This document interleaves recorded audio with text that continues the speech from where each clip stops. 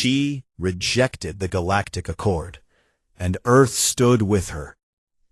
Part 1. The station called the Threshold hung in the darkness above Earth, like a silver ring caught between the planet and the stars. It was not built by human hands. The Galactic Concord, an alliance of over 900 alien civilizations, had placed it there 10 years ago as a gift when humanity first made contact. It was meant to be a bridge between Earth and the rest of the galaxy. But on that cold morning in the year 2187, Commander Elena Marsh looked out through the observation window and thought it felt more like a cage. She had been summoned 3 days earlier. A formal message from the Concord High Chamber had arrived at Earth's diplomatic office in Geneva, sealed with the crystalline signature of High Arbiter Vashon. The message was polite. It was also not a request. Earth's provisional membership period was ending, and the time had come to sign the Galactic Accord, the binding treaty that would make humanity a permanent member of the Concord.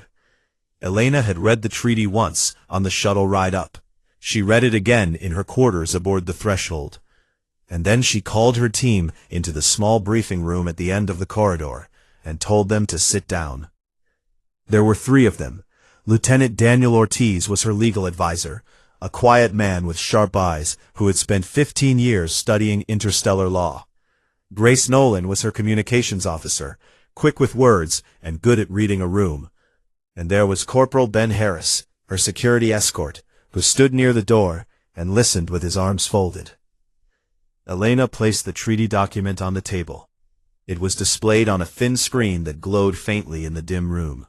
She told Daniel to walk them through the terms, starting with the sections the Concord had not highlighted during the preliminary briefings. Daniel leaned forward and scrolled past the opening pages. The first half of the treaty was everything Earth had been promised: technology sharing, free passage through Concord space lanes, medical advances, protection under the Collective Defense Pact. It was generous, it was exciting, it was the reason most of the United Earth Council back home had already voted in favor of ratification. But then Daniel reached Article 47. He read it aloud. The clause stated that upon ratification, all member species would submit their independent military forces to the authority of the Concord Joint Command. Earth's fleet, its ships, its soldiers, its orbital defense systems would no longer answer to Earth. Grace shifted in her seat. She asked if that was standard for all member species. Every species that had signed the accord had agreed to the same terms. He continued, Article 62 required all member worlds to submit to population audits conducted by Concord-appointed overseers every 5 standard years. Article 71 authorized the Concord to relocate segments of a member species population to designated colony worlds, chosen not by the species itself, but by the Concord's Central Planning Bureau. The room went quiet. Elena could hear the low hum of the station's life support system and nothing else. She asked Daniel one question. She asked whether the accord could be amended after signing. He told her no. The treaty was written in perpetuity. Any amendment required a unanimous vote of all 900 member species. In 4,000 years of the Concord's existence, not a single amendment had ever passed. Elena stood and walked to the window. Earth filled the lower half of the glass, blue and white and impossibly beautiful. She thought about her father, Carl Marsh, a retired Marine who lived alone in a small house in Virginia.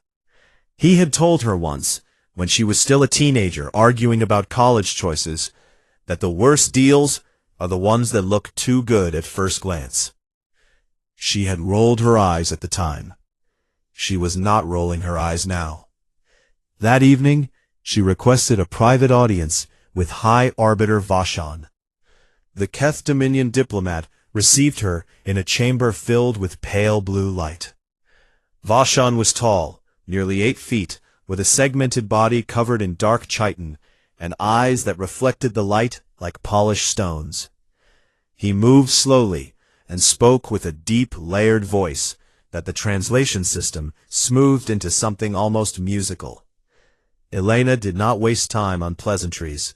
She asked Vashon directly whether any species had ever left the Accord after ratification.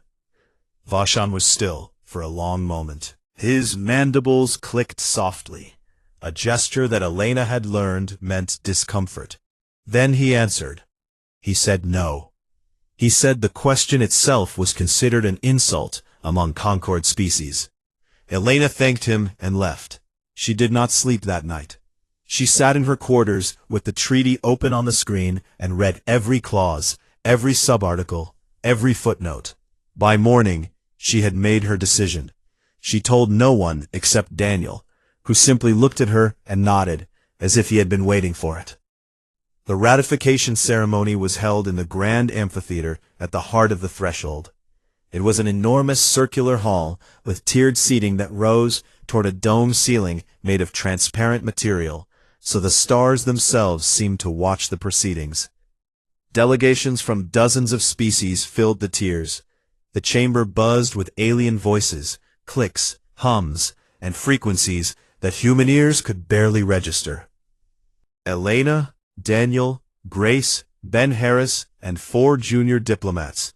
They took their seats near the center of the floor, surrounded on all sides by representatives of civilizations far older and far more powerful than their own.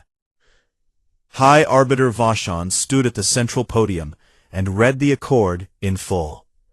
The translation systems worked in real time, converting his words into 900 languages simultaneously. When the reading was complete, he invited each provisional species to step forward and press its mark upon the binding tablet, a crystalline device that recorded consent at a molecular level. 3 species went before Earth. The first was a small amphibian people called the Orvashi. Their delegates stepped forward, pressed a webbed hand to the tablet, and returned to their seat. The second was a tall, feathered species from a world near the galactic core. They too pressed their mark without hesitation. The third species did the same. Then Vashon called Earth. Elena stood. She could feel the weight of every gaze in the amphitheater. Some were curious, some were indifferent. A few, she thought, looked almost hungry. She walked to the podium. Her boots clicked against the polished floor, and the sound seemed too loud in the sudden quiet. She looked at the binding tablet. It glowed faintly, waiting for her touch. She looked at Vashon. His dark eyes reflected her face back at her. Then she spoke. Her voice was steady and clear, and the translation systems carried it to every seat in the chamber. She said that Earth respectfully declined the Galactic Accord. For a moment, nothing happened. The amphitheater was perfectly still, as if the station itself had stopped breathing.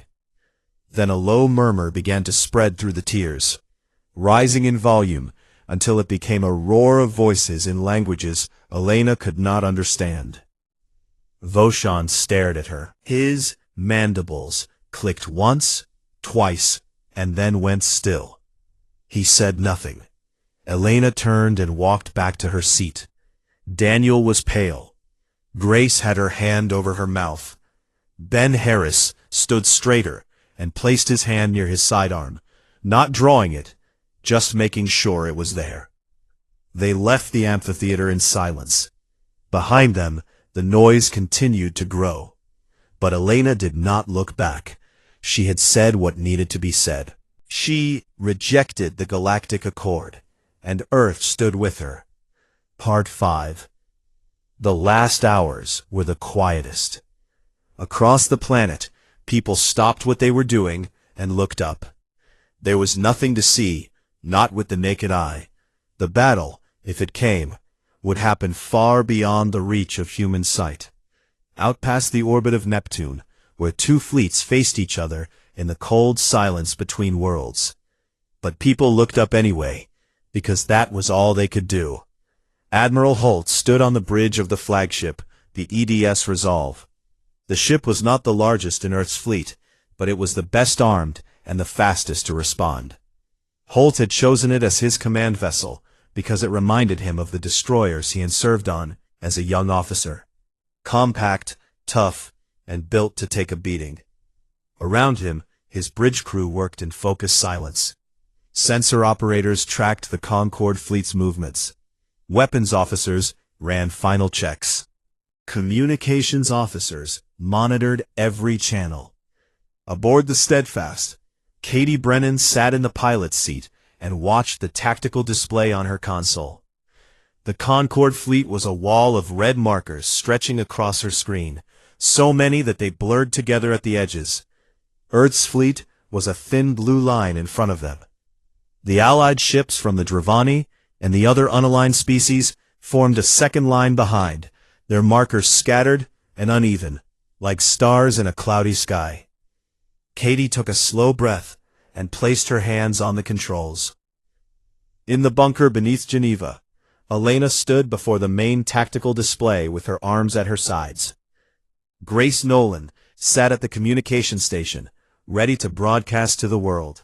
Daniel Ortiz stood near the back of the room with a tablet in his hands, running through contingency plans that they both knew would not matter if the Concorde chose to attack with full force. The countdown reached 0. The Concorde fleet began to move. 300 warships advanced in a slow, deliberate formation, closing the distance between the edge of the system and Earth's defensive line. The Keth Dreadnought, at the center of the formation, powered up its main weapons array, and the energy signature lit up every sensor in the solar system like a second sun. Holt gave the order to hold position. Earth's fleet did not retreat. The Allied ships behind them held as well. 22 human warships, and perhaps 40 alien vessels of varying age and condition, stood in the path of the largest military force any of them had ever seen. Then something happened that no one expected.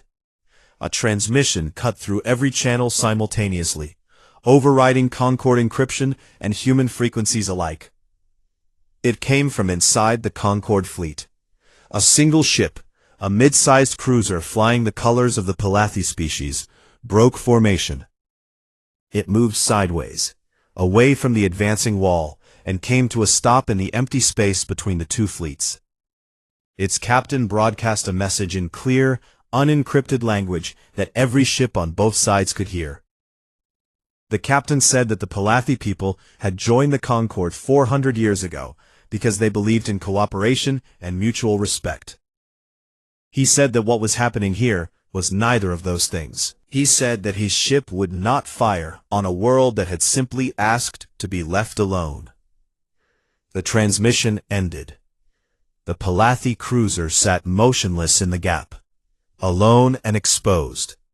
For a moment, nothing else moved. Then a second ship broke formation. It was a small destroyer from a species called the Oresi, a quiet people known for their skill in engineering. The destroyer moved to a position beside the Palathi cruiser and broadcast its own message. It said the same thing in different words. Then 3 more ships broke away, then 7, then 20. Inside the Concorde fleet, the formation began to fracture. Ships peeled away in 1s and 2s and small clusters. Some moved to neutral positions between the fleets. Others crossed the gap entirely and joined Earth's line, their captains broadcasting messages of solidarity as they came. The messages were in dozens of languages, some translated and some not, but the meaning was the same. Not like this. The Keth Admiral ordered the remaining fleet to hold. The advance stopped. The Dreadnought's weapons array powered down, its glow fading from the sensors like a dying ember.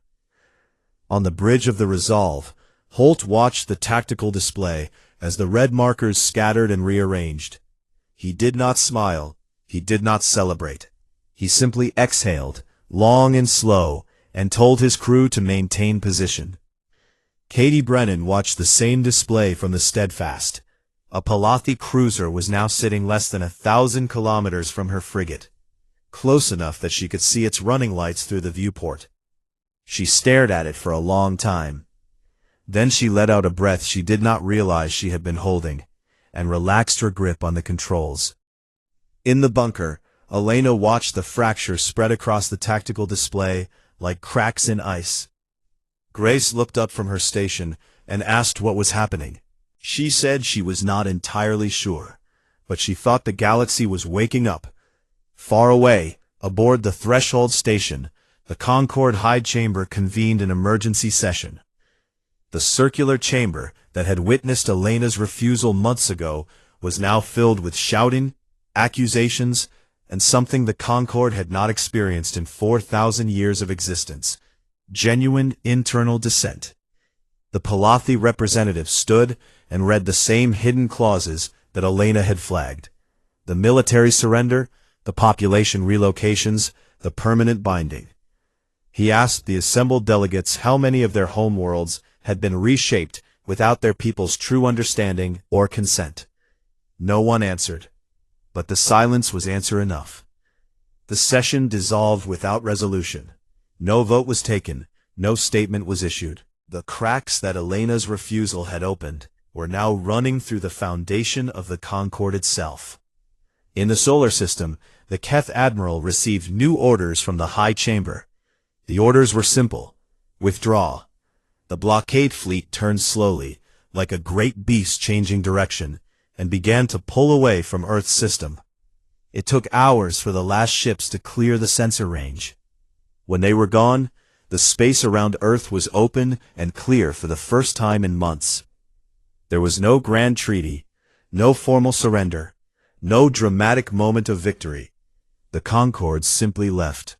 And in leaving, it acknowledged something it had never acknowledged in 4,000 years: that a single world had said no, and that no had held.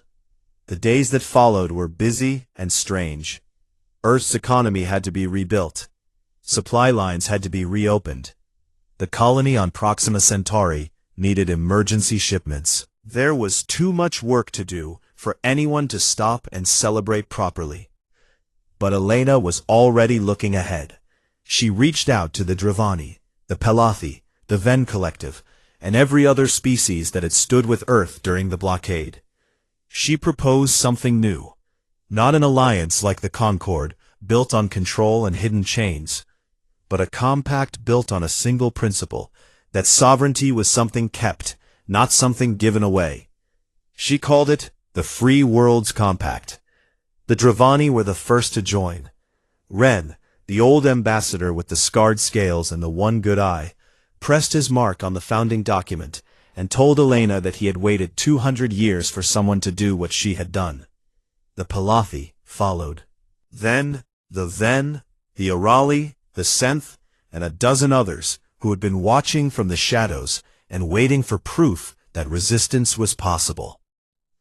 The founding charter was drafted by Daniel Ortiz in a small office in Geneva, working late into the night with coffee and old law books. The document was simple and clear, written in plain language that any species could understand. It began with a single line taken from Elena's speech to the council. The line read, "Sovereignty is not granted, it is kept." Admiral Holt retired a year after the blockade.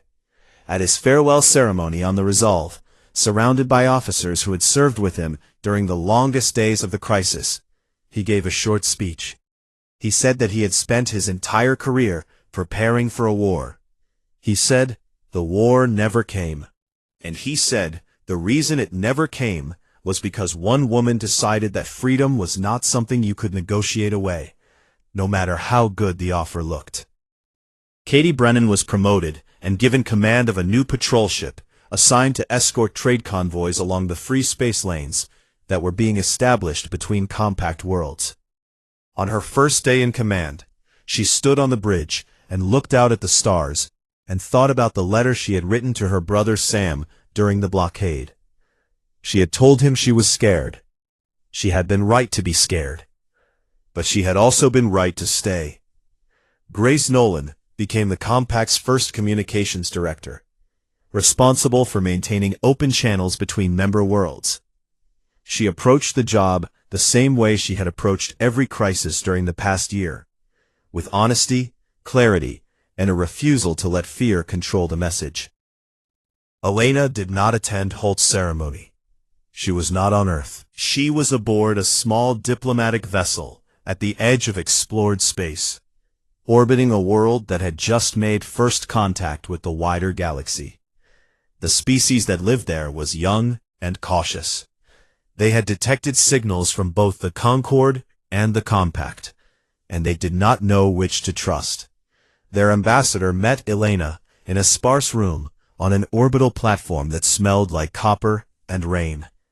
He was nervous. His hands trembled slightly as he spoke through the translation system. He told Elena that his people had heard of the Concorde. They had heard of the Accord, and they had heard of the woman who had refused to sign it. He asked her what they should do. Elena smiled. It was a tired smile, worn around the edges, but it was real. She told him that she could not make that decision for his people. She said that no one should make that decision for them. But she said that if they wanted to stand on their own terms, in their own way, with friends who would respect that, then they had come to the right place. The ambassador looked at her for a long moment. Then he reached out his hand, a gesture his species had borrowed from watching human broadcasts, and Elena took it. Outside the viewport, the galaxy stretched in every direction, vast and dark and full of unknowns. The Concorde was still out there, still powerful, still watching. The cracks in its foundation were growing, but slowly. The Free World's Compact was still small, still young, still finding its footing. But Earth stood, the Compact grew, and the idea that had started with one woman standing in a silent amphitheater and saying no continued to spread through the stars, quiet and steady and unstoppable, like light moving through the dark. She rejected the Galactic Accord, and Earth stood with her. Part 4. 6 months passed. Earth survived, but it was not easy. The loss of Concorde trade hit hard and fast. Advanced medical compounds that had been imported from alien worlds ran out within weeks. Rare minerals used in the construction of faster-than-light drives became scarce.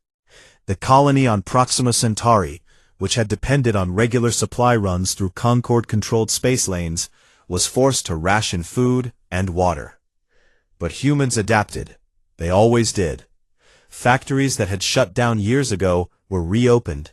Scientists worked double shifts to find substitutes for alien materials. Farmers on Proxima stretched their harvests further than anyone thought possible. It was hard, and people were angry, and some nights Elena lay awake, wondering if she had traded humanity's future for a principle. But every morning she got up and went back to work. Admiral Kevin Holt used the 6 months well. The shipyards on Luna and in the asteroid belt ran day and night. 8 new frigates were commissioned and crewed. The orbital defense network around Earth was completed ahead of schedule. Recruitment surged as young men and women from every nation signed up to serve. Among them was a 24-year-old pilot from Nebraska named Katie Brennan. Katie had grown up on a wheat farm outside a small town that most people had never heard of. She had planned to study agriculture at the state university. But the night Elena's rejection was broadcast, Katie had sat at a kitchen table with her family and watched the clip play over and over on the old screen above the stove. Her father had not said much. Her mother had cried, though Katie was not sure if it was from fear or pride. Her younger brother Sam, who was 16, had looked at her and asked what was going to happen now. But the next morning, she drove to the nearest recruitment office and enlisted in the Earth Defense Fleet. 6 months later, she was a full lieutenant, assigned to the escort frigate Steadfast, running patrol routes along the edge of the solar system. She was on patrol the morning the Concorde fleet arrived. The first warning came from the long-range sensor station on Pluto's moon. A massive energy signature had appeared at the boundary of the solar system, consistent with hundreds of ships dropping out of faster-than-light travel simultaneously. Within minutes, the signature resolved into a clear picture. 312 warships from a dozen Concord member species, arranged in a wide formation that stretched across millions of kilometers. At the center of the formation sat a Keth Dominion dreadnought, a ship so large that Earth sensors initially classified it as a small moon. It simply sat at the edge of the system and waited, like a wall. Admiral Holt was briefed within the hour. He took the information calmly, the way he took everything, and then began issuing orders. Earth's fleet, 22 capital ships and escorts, plus the orbital defense network, moved into a defensive formation around the inner system. It was a thin line against a very large force. Holt knew it. Everyone knew it. Elena was woken at 3 a.m. by a call from Grace Nolan. She dressed quickly and took a car to the command bunker beneath the Alps. By the time she arrived, the situation was clear. The Concord fleet was not attacking. It was blockading. Nothing would enter or leave the solar system without their permission. The effects were immediate. The supply route to Proxima Centauri was cut. Mining ships in the outer asteroid belt were ordered to return to Earth or face interception. Communication relays that passed through Concord space were jammed. Earth was sealed inside its own system, like a bottle with the cap screwed tight. A formal message arrived from the Concord Fleet Commander, a Keth admiral whose name translated roughly as Voice of Stone. The message was brief. It stated that the blockade would remain in place until Earth reconsidered its position regarding the Galactic Accord. It offered no timeline. It made no threats beyond the blockade itself. It did not need to. The message was the blockade, and the blockade said everything. Elena asked Holt what their options were. Holt laid them out plainly. They could fight, and they would lose. They could wait, and they would slowly starve. Or they could find a third option that nobody had thought of yet. Elena chose the third option. She sent a message into deep space, not through Concord channels which were blocked, but through an old, slow, human-built relay network that predated first contact. The signal was weak and would take days to reach its destination. It was addressed to Ren, the Dravani ambassador. While they waited, life on Earth changed. Rationing began for the first time since the old wars. Power grids were reduced to essential services during certain hours. People lined up for food distributions in cities that had not seen hunger in generations. The mood was tense, but it was not broken. Grace Nolan, now working full-time as a public communications coordinator, broadcast daily updates that were honest about the situation, but steady in tone. She told people the truth. She told them it was hard, and she told them that giving up was not on the table. Katie Brennan wrote a letter to her brother Sam during a quiet shift aboard the Steadfast. She told him that she was scared. She told him that the Concord fleet was the largest thing she had ever seen, and that her little frigate felt like a rowboat in the middle of an ocean. But she also told him that she was exactly where she wanted to be. She said she would rather be scared and free than comfortable and owned. She asked him to tell their parents she loved them, just in case. 3 weeks into the blockade, something appeared on Earth's sensors. A small group of ships dropped out of faster-than-light travel on the far side of the solar system, away from the Concord fleet. They were old ships, battered and patched, but they were armed. They were Dravani. Ren's voice came through the communication relay, rough and distorted by distance. He said simply that they had come. Behind the Dravani ships, more appeared. A cluster of sleek, dark vessels from the Venn Collective, a species of networked intelligences that had left the Concord 100 years ago. Then came the Orali, a species of builders who had been denied Concord membership for refusing to share their construction techniques. Then the Senth, small and fierce, who had been expelled for harboring refugees from Concord relocation programs. They arrived in ones and twos and small groups over the course of a week. None of them were powerful. Most of their ships were old, some barely held together.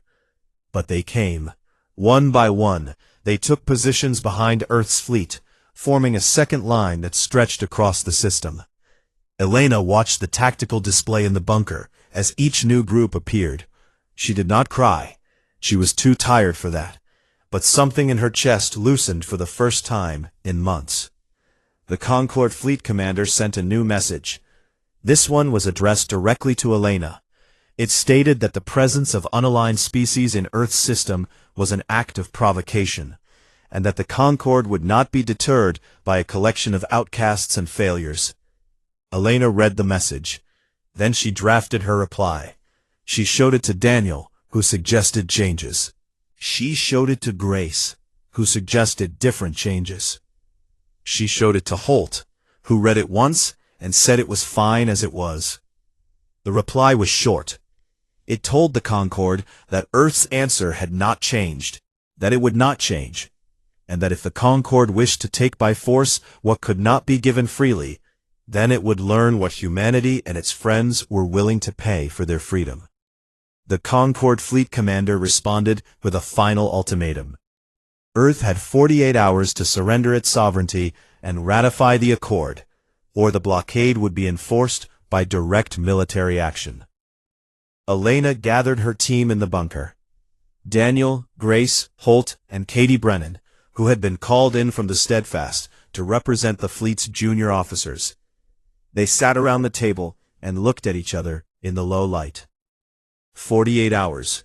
That was all the time they had left. She asked if anyone wanted to change their mind. Nobody spoke. She nodded. Then she told them to get some rest, because tomorrow was going to be a long day. Nobody slept. She rejected the Galactic Accord, and Earth stood with her. Part 3. The galaxy was not as unified as the Concorde wanted everyone to believe. Elena had learned that much from 10 years of studying interstellar politics. For every species that sat comfortably inside the Alliance, there were others that existed on the edges, forgotten or cast aside. These were the species that had been expelled, the ones that had been denied entry, and the few that had simply walked away before the chains could tighten. They had no name for themselves. The Concorde called them the unaligned. Elena called them a chance. She began with the Dravani. They were a reptilian species from a dry, rocky world, 300 light-years from Earth. 2 centuries ago, they had been full members of the Concorde. Then they had refused a population redistribution order, the same kind of order buried in Article 71 of the Accord. The Concorde had expelled them, stripped their trade access, and left them to struggle alone in a hostile region of space. The Dravani had survived. They were tough, stubborn, and deeply suspicious of outsiders. Getting a meeting with them was not easy. Elena sent 17 diplomatic messages before receiving a single reply. The reply was short. It gave coordinates for a neutral station in deep space and a time. Nothing else. Elena traveled alone except for Daniel Ortiz and a small security team. The station was old, a decommissioned mining platform drifting in the dark between 2 dead star systems. The Dravani ambassador was waiting in a bare metal room with no furniture except 2 chairs and a table. His name was difficult for human tongues, so he told Elena to call him Ren. He was old, even by Dravani standards. His scales were faded and scarred, and one of his eyes was cloudy and half closed. But the other eye watched Elena with a sharpness that made her feel like every thought in her head was being read. She told him what had happened. She showed him the treaty. She explained the clauses and told him that Earth had refused to sign. Ren listened without moving. When she finished, he was quiet for a long time. Then he spoke, and what he said changed everything Elena thought she understood about the Concorde. He told her that the relocation clauses were not about logistics. They were not about managing populations or distributing resources efficiently across the galaxy. They were about control. The Concorde moved populations deliberately, breaking apart communities, separating families from their home worlds, scattering species across dozens of planets, where they became minorities dependent on Concord infrastructure for survival. A species that could not gather on its own world, could not organize. It could not resist. It could not say no. The Dravani had learned this the hard way. When they refused the relocation order, they had expected negotiation. Instead, the Concord had moved immediately to cut them off. Trade gone overnight. Allies pressured into silence. Within a year, the Dravani were alone and starving. They survived only because their homeworld had enough natural resources to sustain them without imports, and because their people were willing to endure decades of hardship rather than surrender. Elena asked Ren why no one in the galaxy talked about this. Why was the truth about the Concord not common knowledge? Ren made a sound that might have been a laugh. He told her that everyone knew. Every species inside the Concord understood exactly what the system was. But by the time they understood, they had already signed. Their militaries were gone. Their populations were scattered. Their economies were dependent on Concord trade. They had no power to resist, even if they wanted to. The Accord was designed that way. It gave everything up front and took everything away slowly, so gradually that most species did not realize what they had lost until it was far too late. Elena sat with that knowledge in silence for a full minute. Then she asked Ren if he would help Earth. Ren studied her with his one good eye. He said he would think about it. That was all. Elena returned to Earth and immediately called a meeting with her team. Daniel Ortiz spent the next 3 weeks building a case. He reached out to academic contacts, intelligence analysts, and independent researchers across human space. He cross-referenced Concord public records with accounts from expelled species, leaked internal documents, and historical data that the Concord had tried to bury. The picture that emerged was devastating. Over 4,000 years, the Concord had absorbed hundreds of species. In nearly every case, the pattern was the same. A provisional membership period filled with gifts and promises. Then the Accord, presented as a formality. Then, within a generation, the slow dismantling of the species' independence. Military forces dissolved, population centers broken apart, cultural institutions quietly defunded and replaced with Concord-approved alternatives. Within 3 generations, most species had lost their original language, their traditions, and any memory of what independence had felt like. It was not conquest. It was something worse. It was erasure done so gently that the victims thanked their captors for it. Elena presented Daniel's findings to the United Earth Council in a closed session. The representatives sat in stunned silence as the data scrolled across their screens. Even Nathan Perry, who had spent months advocating for ratification, said nothing. Meanwhile, the Concord was not sitting idle. A diplomatic envoy arrived in Earth orbit, led by a humanoid alien called Liaison Dremeth. Dremeth was from a species called the Tessari, known throughout the galaxy for their skill in negotiation. He was tall, slender, and handsome in a way that seemed almost designed to put humans at ease. His voice was warm, his smile was constant, and his eyes missed nothing.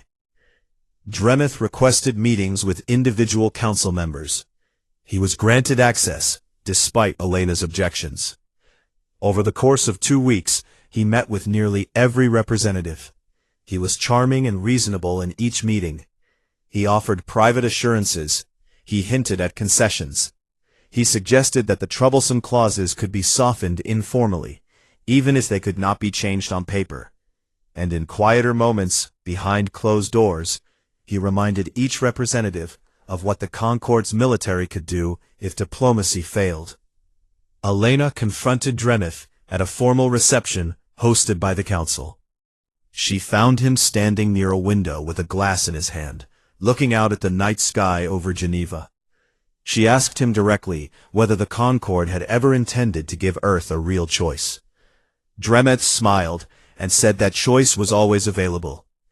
He said the Concorde simply wanted to make sure Earth understood all the options clearly. Elena told him that she understood perfectly. She said that the clearest option was the one she had already chosen. Dremet's smile did not waver. He told her she was brave. He also told her that bravery and survival were not the same thing. The deadline was now 14 days away. Elena called for a globally broadcast session of the United Earth Council. The chamber was packed. Every screen on the planet carried the feed. People watched in homes, offices, schools, and hospitals. They watched in refugee camps and on space stations. They watched on the colony at Proxima Centauri, where the signal arrived 8 minutes late. Elena stood at the podium. She did not raise her voice. She spoke simply, the way her father would have spoken, plain words without decoration. She told them what the Accord really was. She told them about the hidden clauses, about the Dravani, about the pattern of quiet absorption that the Concorde had perfected over thousands of years. She said that signing the Accord would bring comfort and security, but it would cost humanity everything that made it human. Then she asked one question. She asked whether humanity had crossed the distance between the stars just to hand the keys to someone else. The vote was called. 12 representatives, 12 votes. The result was unanimous. Earth formally and permanently rejected the Galactic Accord. When the result was announced, Elena heard something she had not expected. It came from outside the chamber, from the streets of Geneva, carried through the open windows on the cold night air. It was the sound of people cheering. 4 days later, the deadline passed. The Concorde declared Earth a non-aligned sovereign world. All protections withdrawn. All trade severed. All channels closed. Earth stood alone in the dark. But it stood. She rejected the Galactic Accord, and Earth stood with her. Part 2. The news reached Earth before Elena's shuttle did. Someone in the amphitheater had recorded the moment and transmitted it through the Concorde's open communication network. Within an hour, every screen on every continent was playing the same clip. A woman in a dark uniform, standing before an alien tribunal, speaking 7 words that changed everything. Earth respectfully declines the Galactic Accord. By the time Elena's shuttle broke through the atmosphere and descended toward the Geneva spaceport, the world was already tearing itself apart over what she had done. Half the networks were calling her a hero. The other half were calling her a fool. Street protests erupted in 12 major cities before noon. In New York, thousands gathered in Central Park holding signs that read, "She spoke for all of us." In Beijing, government officials issued a cautious statement calling for calm. In London, a crowd outside Parliament demanded answers from their representatives on the United Earth Council. The council itself was in chaos. Chair Nathan Perry, a careful politician who had spent months building support for ratification, called an emergency session the moment Elena's shuttle was confirmed inbound. Perry was not a man who liked surprises. He had built his career on predictability, on steady progress, on not rocking boats. Elena had just capsized the entire fleet. Elena landed at Geneva under heavy security. Armed escorts walked her from the shuttle pad to an armored vehicle. Through the tinted windows, she could see the crowds lining the road. Some cheered, some threw things. Ben Harris sat beside her, with his jaw set and his eyes moving constantly. The council chamber was a large, circular room beneath the old United Nations building, refitted for the modern era, with holographic displays and translation systems. 12 representatives sat in a curved row behind a raised desk. Perry sat at the center, his face unreadable. Elena took her seat at the witness table. Daniel Ortiz sat beside her with a data tablet containing everything they had found. Perry opened the proceedings. He did not raise his voice, but his words were sharp. He asked Elena on what authority she had made the decision to reject a treaty that the Council had provisionally approved. He reminded her that she had been sent to the threshold as a representative, not a decision-maker. He said that her actions may have condemned Earth to isolation from the most powerful alliance in galactic history. Elena listened without interrupting. When Perry finished, she asked permission to present evidence. Perry hesitated, then granted it. Elena stood and activated the display. She brought up the full text of the Galactic Accord, not the summary version that had been circulated to Council members, but the complete document with all articles, subclauses, and appendices. She told the chamber that what they had voted on was an outline. What the Concord had asked them to sign was something very different. She read Article 47 aloud, the military surrender clause. She read Article 62, the population audits. She read Article 71, the forced relocation mandate. And she read the amendment provision, or rather the lack of one, the clause that made the accord permanent and unchangeable without the unanimous consent of 900 species. The chamber was silent. Then Representative Lisa Cole from the North American bloc spoke. She asked why these clauses had not been included in the preliminary briefings. Daniel Ortiz answered. He explained that the Concord had provided the summary document in a format that was technically complete, but structured in a way that made the critical articles nearly impossible to find without a deliberate search. He said it was not an accident. The room erupted. Representatives shouted questions. Some demanded to see the original documents. Others turned on Perry, asking why his office had not conducted a more thorough review. Perry's face went red, then white. He called for order 3 times before the chamber quieted. Outside the building, Grace Nolan was already at work. Elena had asked her to do one thing and one thing only: get the truth out. Grace contacted journalists, independent media outlets, and university researchers. She gave them the full treaty text, authenticated and verified. She asked them to read it and tell the public what they found. By the end of the second day, every major news organization on Earth had published detailed analyses of the Accord's hidden terms.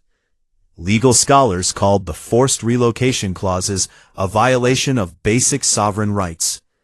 Military analysts said the surrender of Earth's defense forces would leave humanity completely dependent on the Concord for protection. Historians pointed out that similar arrangements throughout human history had always ended the same way, with the weaker party losing everything. Public opinion shifted like a wave.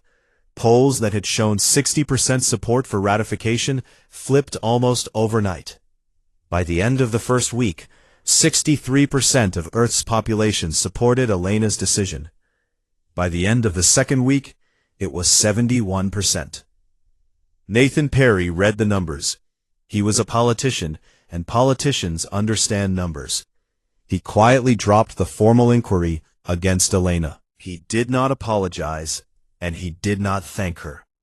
But he stopped calling for her removal. But Earth's problems were only beginning. The Concord responded to the rejection with cold efficiency. Within days of Elena's refusal, all trade agreements between Earth and Concord member species were frozen. Supply contracts for rare minerals, advanced alloys, and medical compounds were suspended.